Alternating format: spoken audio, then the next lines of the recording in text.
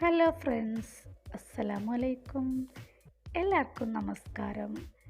ഞാനിന്നൊരു അടിപൊളി തോരൻ്റെ റെസിപ്പിയും കൊണ്ടാണ് കേട്ടോ വന്നിട്ടുള്ളത്.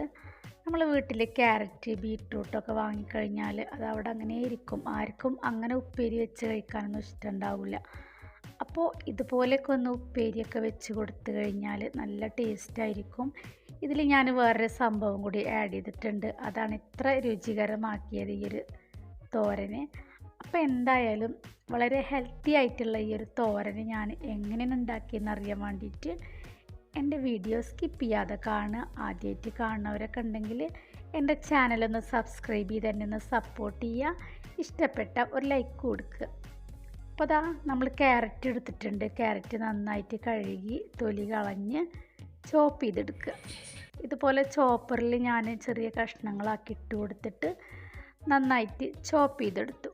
ചെറിയ കഷ്ണങ്ങളാക്കി കട്ട് ചെയ്യണേറെ നല്ലത് ഇങ്ങനെ ചെയ്യണതാണ് ഒന്നും കൂടി ബെറ്റർ.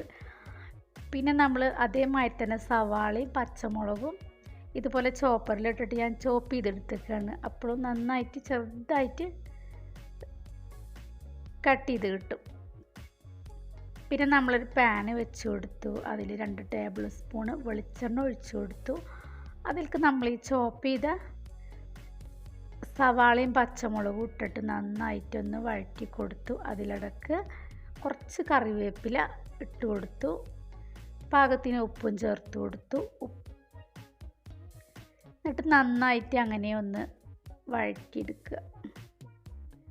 നമ്മൾ ക്യാരറ്റൊക്കെ ബിരിയാണി അങ്ങനെയൊക്കെ അതിലൊക്കെ ഇട്ടിട്ട് അങ്ങനെയൊക്കെ കഴിക്കുക എന്നല്ലാതെ ക്യാരറ്റൊന്നും ഇങ്ങനെ ഉപ്പേരിയൊക്കെ വെച്ച് കഴിക്കൽ വളരെ കുറവായിരിക്കും.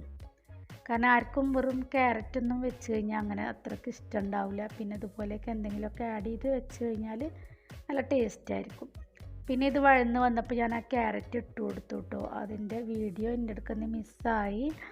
അപ്പോൾ അത് കാണിക്കാൻ പറ്റിയില്ല. അപ്പോൾ ക്യാരറ്റ് ഒന്നിങ്ങോട്ട് വാടി വന്നപ്പോൾ കുറച്ച് തേങ്ങ ഇട്ട് കൊടുത്തിട്ട് ഒന്ന് ഇളക്കിയിട്ട് വീണ്ടും അടച്ചു വെച്ച് കൊടുത്തു. വീഡിയോ കുറച്ച് നാളായി ഞാൻ എടുത്ത് വെച്ചിട്ട്. അത് വീഡിയോ 2-3 വീഡിയോ ഒന്ന് മിസ്സായിട്ടുണ്ട്. അപ്പോൾ അതൊക്കെ നിങ്ങൾ ക്ഷമിക്കുക. അപ്പോൾ അങ്ങനെ ആ തേങ്ങയൊക്കെ ഇട്ടുങ്ങാണ്ട് ഒന്നും കൂടി അടച്ച് വെച്ച് പിന്നെ തുറന്നിട്ട് നമ്മൾ വേവിച്ച് വെച്ച ചെറുപയർ, ഉപ്പിട്ട് വേവിച്ച് വെച്ച ചെറുപയറാണ് ഇതിലേക്ക് ആഡ് ചെയ്തത്.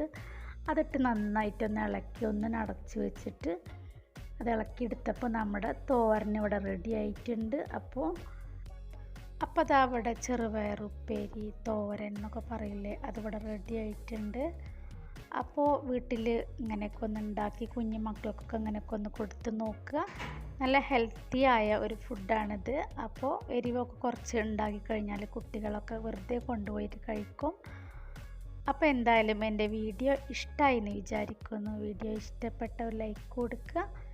എന്തായാലും ഒന്ന് സബ്സ്ക്രൈബ് ചെയ്ത് ആ ബെല്ലൈക്കണൊക്കെ ഒന്ന് എനേബിൾ ചെയ്ത് വെക്കുക. പുതിയൊരു വീഡിയോ ആയിട്ട് വരുമ്പോഴേക്കും എല്ലാവരോടും അസ്സലാമു അലൈക്കും. Thank you for watching.